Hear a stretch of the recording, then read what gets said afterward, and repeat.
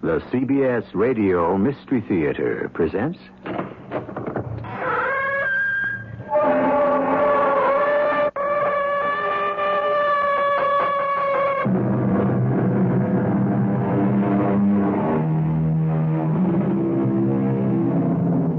Come in. Welcome. I'm E.G. Marshall. There is no disguise which can, for long, conceal love where it exists, or simulate it where it does not. So said the French philosopher, to which we might add, there is no chain so strong, no wall so high, that can imprison love when its time has come to be free. But what is it? It says what it is. See? Read. It is a nuclear warhead. A nuclear warhead? That is what it says. What can we do with a nuclear warhead? What can we do? We can sell it. Sell it? Who would want to purchase a nuclear warhead?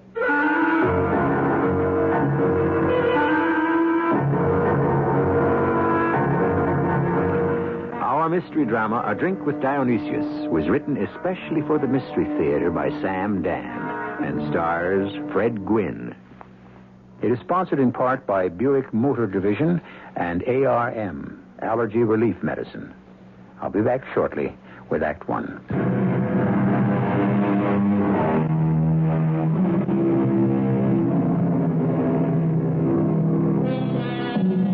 Breathes there the man with soul so dead, who never to himself hath said, "This is my own, my native land."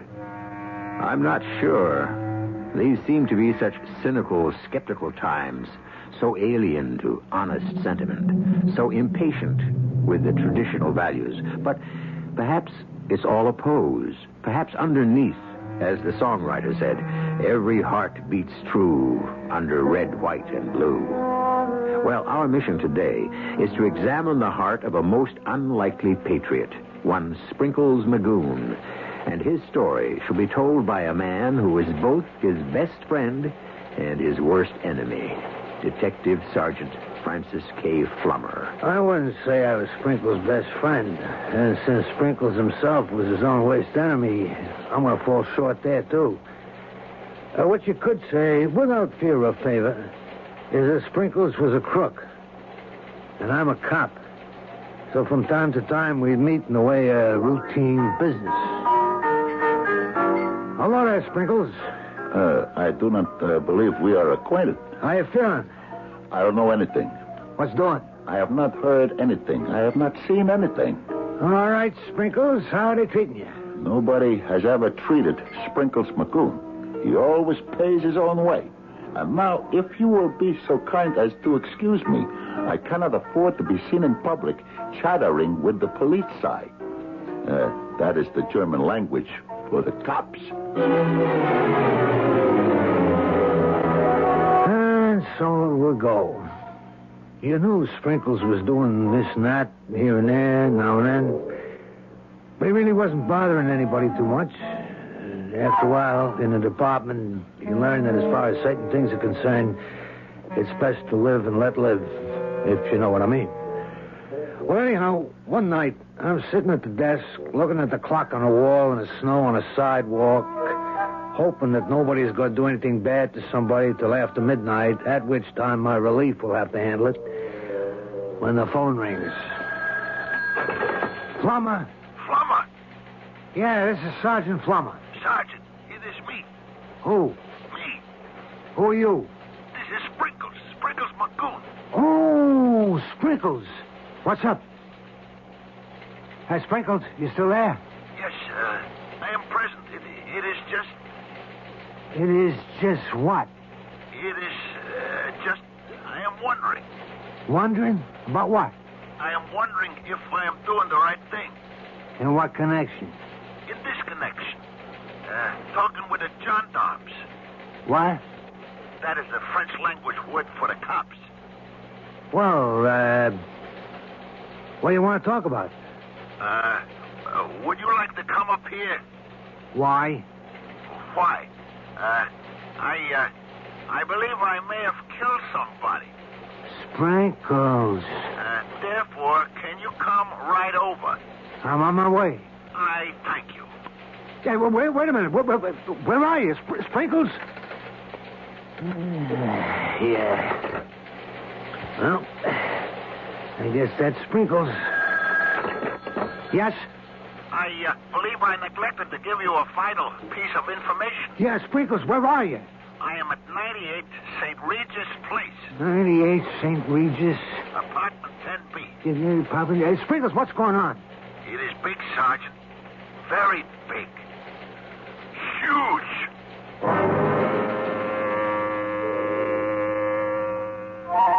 St. Regis Place. Sprinkles must have been stepping up in class. Or he'd be doing it in a high-rent district. Basically, he was a dip. You know, a pickpocket. He liked to work the crowds. 98 St. Regis was a luxury high-rise. I flashed my star at the flunky, and he run me up in the elevator. And then I padded down a thickly carpeted corridor and come to a stop in front of 10B. Who is ringing? Sergeant Flummer. Sprinkles. What happened to you? That's blood. I have been shot. Shot? The bullet has merely grazed my forehead. You should see the other guy. What other guy? He is resting behind the couch. Hey, he's dead. Oh, yes, he is dead. And, you killed him, Sprinkles? Yes, you could say I was the instrument of his departure. You killed him? And here is the gun. Now, look, Sprinkles, this ain't your style. Well, have you ever heard it said, the leopard will change his spots? Yeah, but that's for leopards, not for pussycats like you. You do me an injustice, Sergeant, if you will not believe I ventilated Mr. Cherry Berry. Who? Mr. Cherry Berry. Oh, for crying out loud, Sprinkles. You mean I'm going to have to arrest you for murder? I do not know what else you can do. Murder? How could you get mixed up in murder? I did not know it would come to this. But you're a pickpocket. A good one. I can no longer earn an honest living as a pickpocket. I'm a victim of progress. What's that? Pity the poor pickpocket. He is obsolete. I am the victim of what is called the cashless society. The cashless society? Sure. There is no longer any cash walking around the street. You lift the wallet, what do you get? Credit cards, traveler's checks. Oh, yeah. I cannot live on little plastic cards now, can I? No, I guess not. But you still haven't told me why you had to shoot this Mr. Chiribiri. Yeah. It is a long story. Sprinkles, you better let me hear it. Just start at the beginning. Yeah. The beginning. You could say it all began when this female individual, whose name I shall not reveal, but shall refer to as Boston Sadie, encountered me in the saloon, which I shall likewise not identify, but which shall hereinafter be known as Frisco Charlie's. Well, look who we got here. Sprinkles Magoon. Sadie. Boston Sadie. In the flesh. You have added a generous amount of fat, Sadie. Married life must agree with you. No, it don't. Oh, I am truly sorry to hear that. Look, Sprinkles, I got a little proposition. Interested? Why, Sadie, I thought you were turning honest. Yeah, so did I. You know, the little cottage in the country, the roses climbing over the fence, and the whippoorwills. What's the use? Oh, I am indeed sorry to hear that there is a sour note in the symphony of your happiness. I thought I was marrying a civilian. So, didn't you? No, I married a thief. A thief?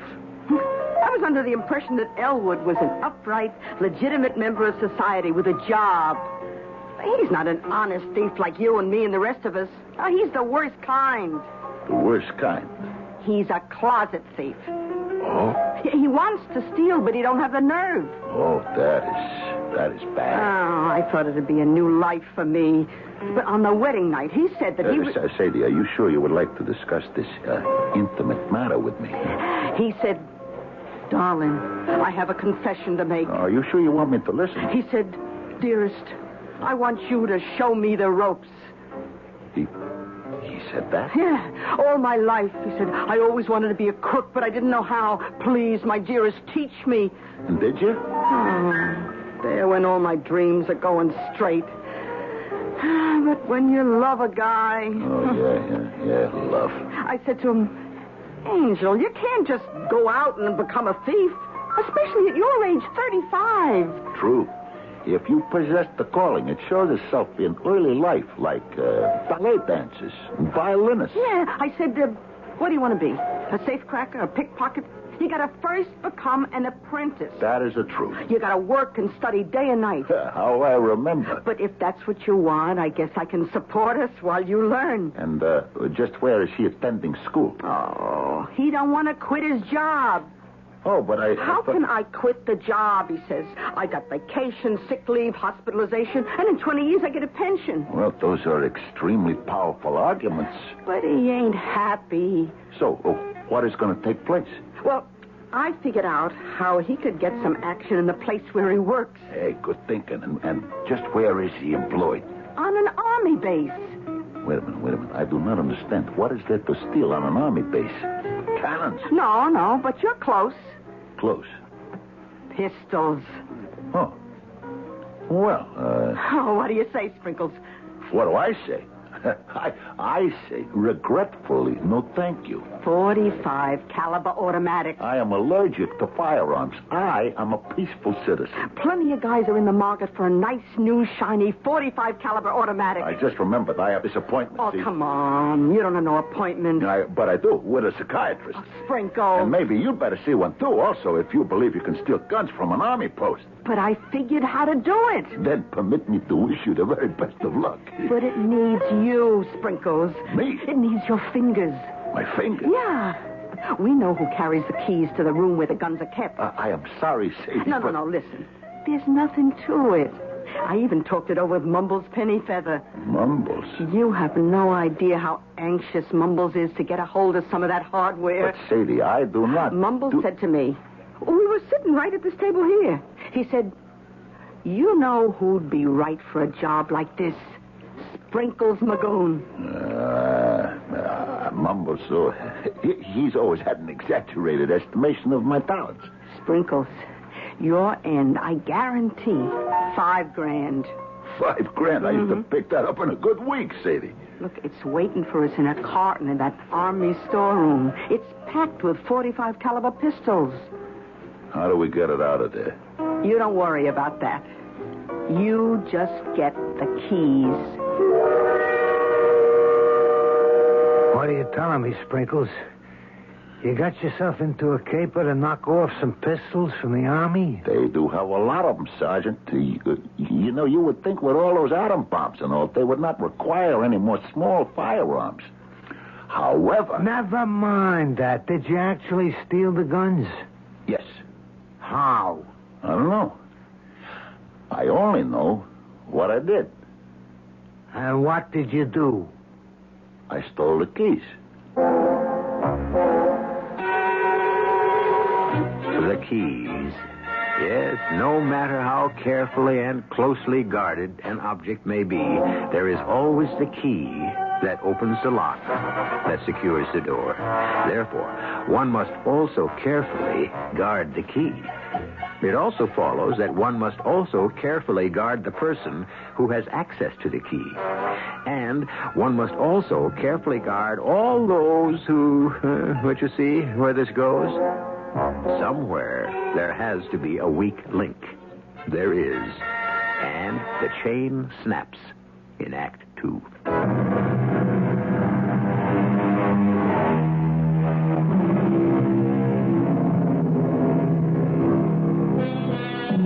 There was the veil through which I might not see. There was the door to which I found no key. Such was the lot of Mr. Edward Fitzgerald, the poet of the Rubaiyat. Perhaps he might have found the key had he been fortunate to enlist the cooperation of our own Sprinkles Magoon, an expert at finding things, especially when they happen to be in someone else's pocket. We go forward. Now, Sprinkles, we have to proceed in an orderly fashion, you understand? Without a question, Sergeant Flummer. Right. This Boston Sadie arranges to cut you into a scheme to swipe some .45 caliber pistols from an army base, right? You are correct, Sergeant. Now, where does this guy on the floor, this very dead guy, come in? He does not come in just yet. He don't? No. It is still too early for him to make his appearance.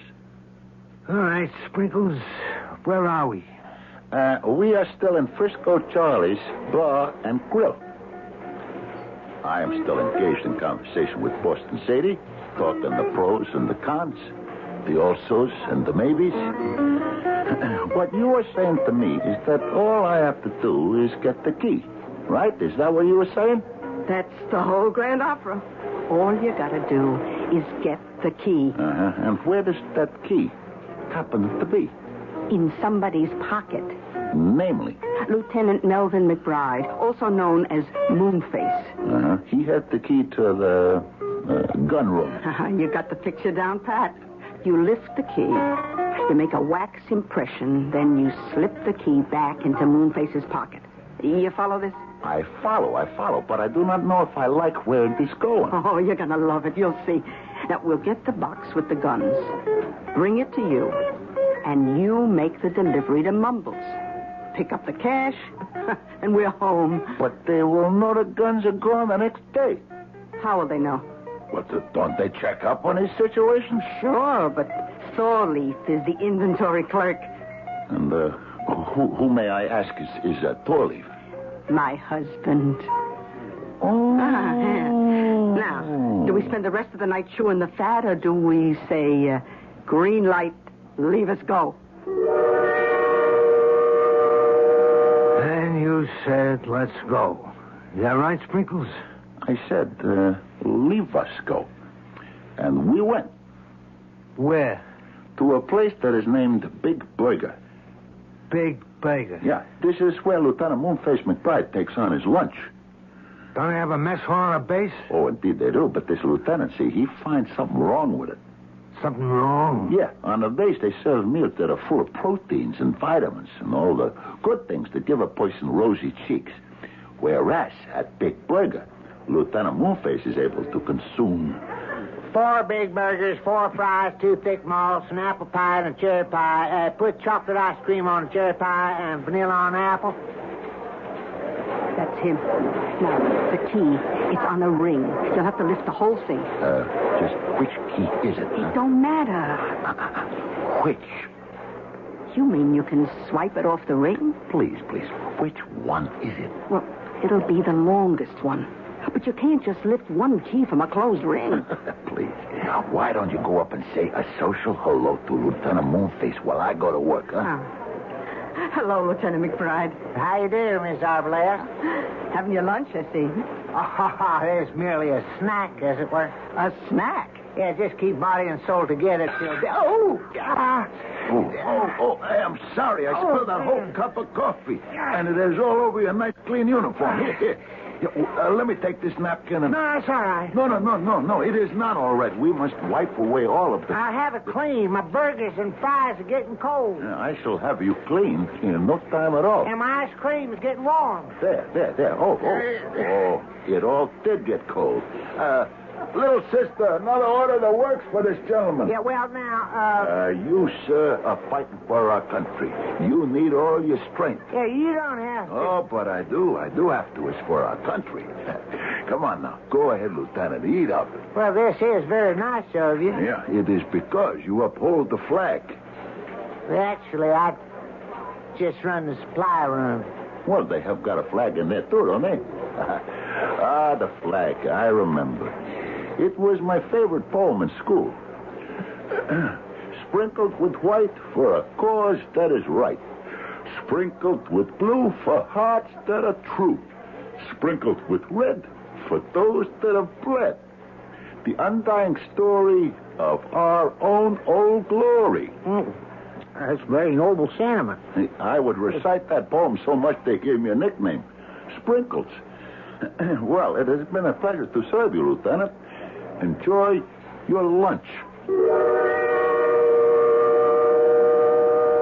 And, you got the key. Oh, yeah. While the guy was sitting there, you got the key off the ring, made the impression, and put it back. It is all, how you say, in a day's work, huh? Oh, boy. Then what did you do? Then it was up to Boston Sadie and her husband, Four Leaf. And this guy on the floor, where's he come in? Lieutenant, he does not yet arrive. What was the next step? I give the impression of the key to Sadie, and she says, meet me tonight, 9 o'clock. The corner of 5th and Roosevelt, which is where I did find myself. On the button. Sprinkles. Sadie. It's all yours. What is? A carton in the trunk. Now, you take the car. You go to Mumble's place. He's expecting you. You give him the guns. He gives you the money. You come back to my house, and we split. Hey, you got the guns, huh? Oh, it was shooting fish in a barrel.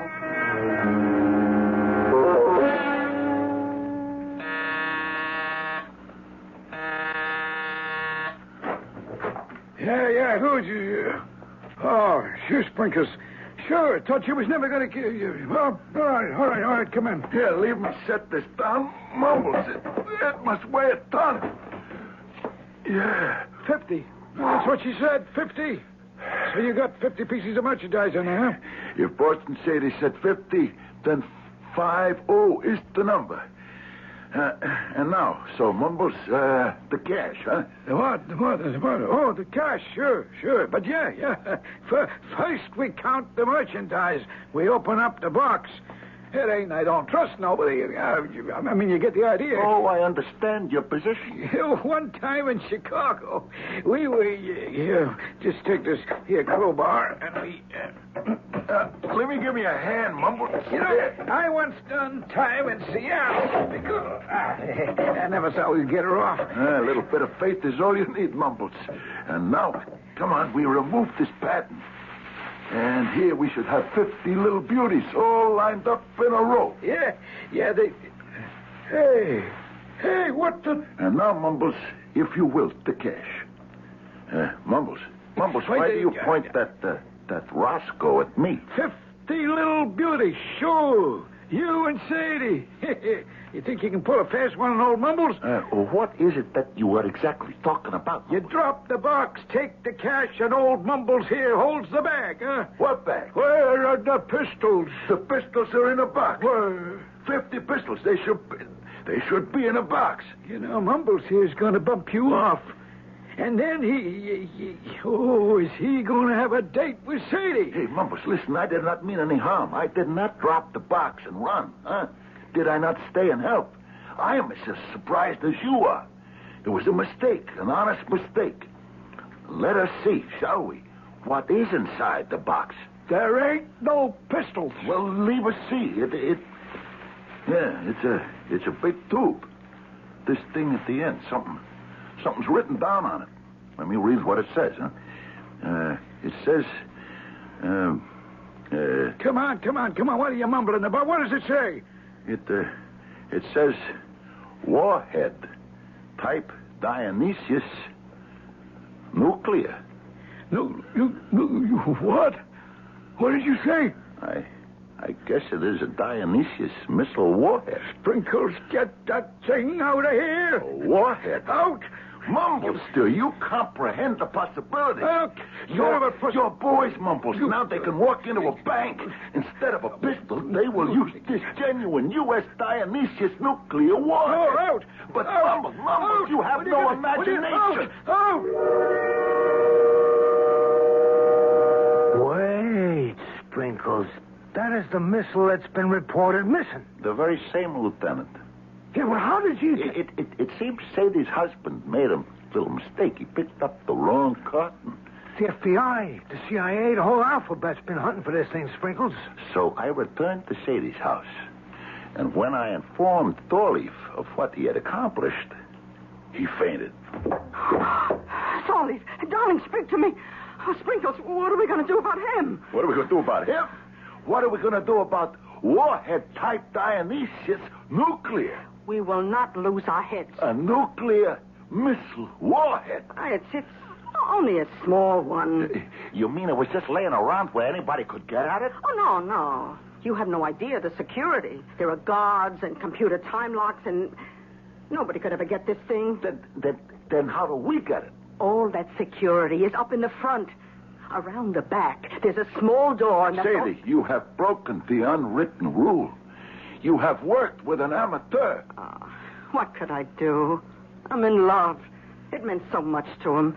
But wait, look. We could have an even bigger deal.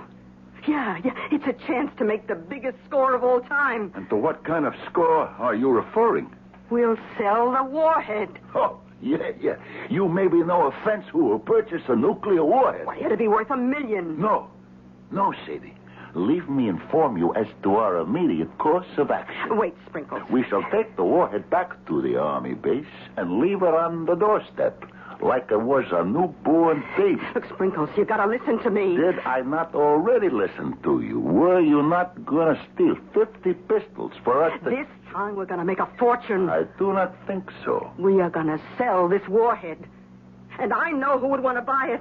You do? I know just the customer. I know just the right customer. A customer for a fully armed nuclear warhead? Who would want to buy one? Now, there are all sorts of interesting possibilities, all kinds of potential situations. And when you consider our good friend Sprinkles and the company he keeps, the permutations and combinations, well, they add up to infinity. But that 3 is only a few minutes.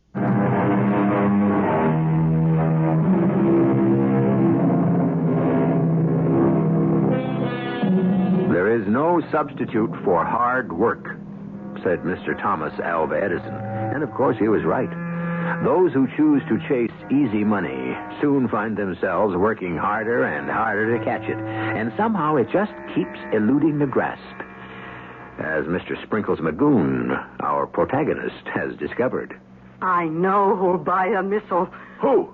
Who do you think? An enemy agent. What? You heard me, an enemy agent. But Sadie... But Sadie what? I do not think it is right. Why not? Well... They'll pay a big price. Sadie, money is not all there is to life. Oh, I agree with that 100%. And this is a sacred thing, Sadie. How do you know? Well, I figured... Look, I just figured it out. Look, either it's a secret thing or it ain't, right? Well, yes, right. Well, if it ain't a secret, then the enemy already knows about it and there's no harm done, right? Right. And it's okay to sell it, right? Yeah, right. But what if it is a secret? Then we cannot sell it. Then we have to sell it. Will you? Oh, sure. I'm afraid I do not see why. So we can make sure there will be peace in the world. How does that work? Well, you see, the enemy will now know what kind of secret weapon we got, what it can do to him if he steps out of line. What's going to happen if he tries to mess around with a good old United States of America? You see? Oh, Sprinkles. How else is he going to know how important it is for him to behave himself? I've done many a job in my life, but this is the first one I ever done that was going to help my country, too. And, Sadie, just where are you going to discover an enemy agent? Oh, that shouldn't be a problem. Don't you read the papers? The country's full of enemy agents. It's just a detail, you understand? Sooner or later, we're bound to find one. And did you find one, Sprinkles? Yes, Lieutenant. We found Mr. Cherry Berry. The dead guy on the floor. The exact self-same person, Lieutenant. He's an enemy agent? I fear you are correct. Well, how did you get to him? They say the country's full of enemy agents. They could be right. But enemy agents are like taxi cabs. There's never any around when you need one. Then where did you get this, Mr. Chiribiri? Well, you are no doubt aware of the French language expression, cherchez la femme. Oh, yeah, I think so. It means you should always look for the dame. Sprinkles, I'm always amazed at your, what's the word, erudition. Yeah, I am a self-educated person, Lieutenant. I hang around libraries and museums where I read books and I admire pictures. And also pick up dames. Oh, yeah. I heard there were good places. Yeah, especially smart, skinny ones. Not my type. Well, as they say in the Latin language, de gustibus non disputandum. What does that mean? Do not spit into the wind. Well, getting back to Mr. Chiribiri, rigor mortis has already set in, and we have yet to account for him. There is a lady of my acquaintance, see? She has a certain type of establishment. I shall not tell you her name, but I shall refer to him from now on as Madame Venus. An excellent alias. Yeah, she meets all kinds of people. I wouldn't doubt it. And so one night I figured I would just drop by for a sociable chat. Sprinkles. How's tricks, Venus? Oh, like there's no tomorrow. That is good. Venus, you could do something for me. Sprinkles, honey, all you have to do is name it. Venus, you got all kinds of people here. Well, you know the saying. Through these portals pass all of mankind. Yeah, doctors, lawyers, politicians. You name it. Do you ever get an enemy agent? Why do you ask? I need one. I don't know. I sure could use an enemy agent. Well, I'm sure we get an occasional enemy agent now and then, but But what? we can't go around telling everybody. It would be bad for business. You'd be surprised who comes in here. But you wouldn't be telling everybody. Just me. Well, I'd like to do it, Sprinkles, but... Venus, I'm not asking this for myself. No? It is for the good of our country. Oh, well, that's different. I'll notify my associates here, and we'll see who we can turn up.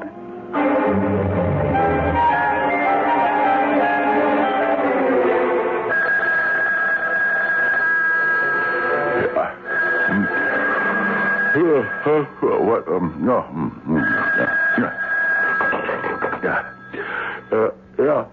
This is Mr. Sprinkles Magoon.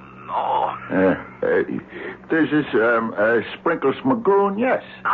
We have connected. Hey, do you know what time it is? It is 3:30 a.m. Well, what is it you want? I am the person you have been looking for. The person... Does the name Madame Venus mean something to you? Yeah, sure. And you have something for me? I would have something for you if you would have something for me. I understand. One hand must wash the other. What have you got? I have got a nuclear warhead. What kind of nuclear warhead? A U.S. nuclear warhead.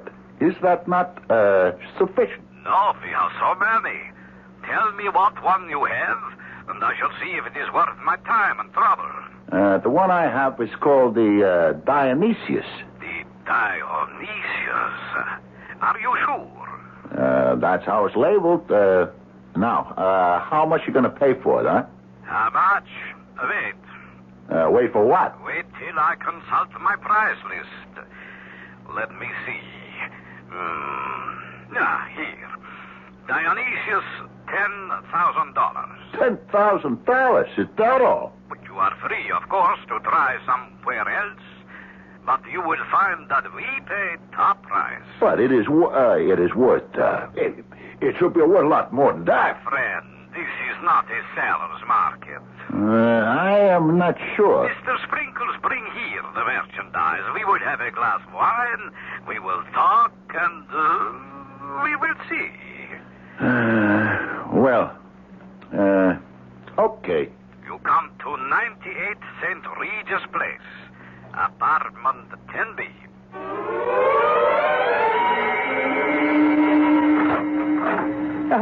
Come in, Mr. Sprinkles Magoon. I am Mr. Chiribiri. I am pleased to meet you. Now, let us see what you have for me. Here it is, just what I said. The Dionysius warhead. So, yes, the Dionysius warhead. It is excellent. Excellent. Good. Now that you see the merchandise, let's talk money. We agreed on 10,000, yes? No. You said 10,000. 15. 20. Too much. It is not your money. True, but I must not exceed my budget. You give a little, I will give a lot. Leave us make it 17.5. My soft heart, it will be the death of me. Sold, my friend. You have done well for yourself. Cash. Yes, of course. Let me count it out for you. I'm sorry, I cannot take a check. I understand. 1,000, 2,000, 3. How convenient it would be if I could use a credit card. But I do not suppose it would be practical. 17,500. There you are. Thank you very much. Now, a glass of wine. I never touch your stuff. Then, Mr. Sprinkles, I bid you good night. And may we do more business in the near future. I do not think so. Oh, have you any complaints about how you have been treated? No. It's not that. It's just I am not in this business. Oh, I see. I only show you this little item for one reason. I understand. For money. No. Do not delude yourself. That money was just for expenses. Well, then why have you sold me the warhead? So you can learn what it does. And this will make you think twice about getting funny with the United States of America. Mr. Sprinkles, to begin, we already know what the warhead does. You do? Of course. The Dionysius missile, named after the ancient god of wine. It is fired into a concentration of advancing troops. It explodes and sends fumes of pure whiskey in such great strength that the soldiers fall to the ground in a drunken stupor. Is that what it does? But of course. And you know it all the time? To be sure. Oh.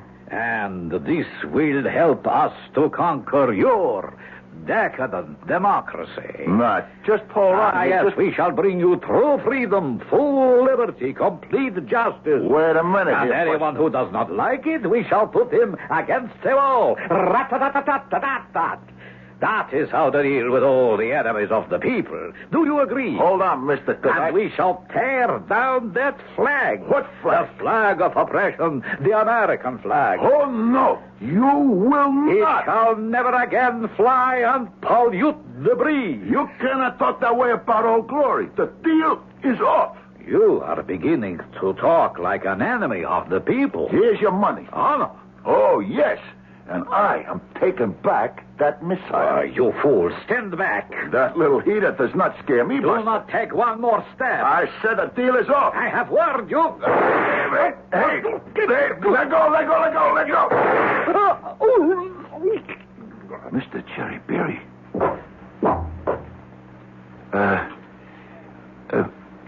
Mr. Cherryberry. Yeah, this is Flummer.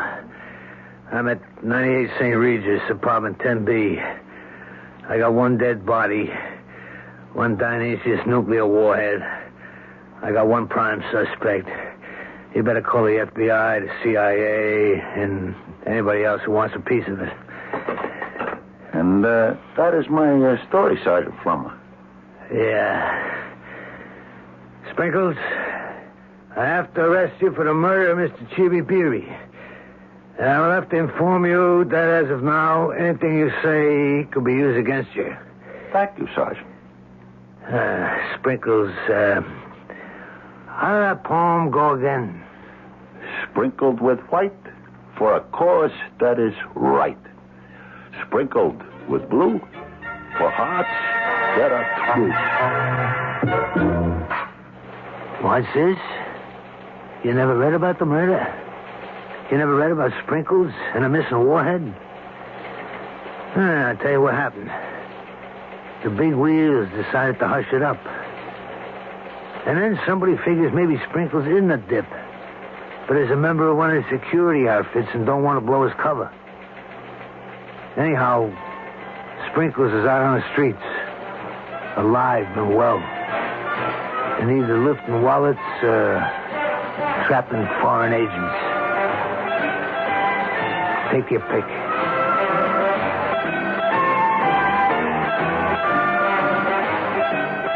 And what do you think? Me? I don't know. It could be either of the alternatives that Lieutenant Flummer suggests, or it might be a third. Who knows? One thing and one thing only is for sure. I shall be back in just a short while.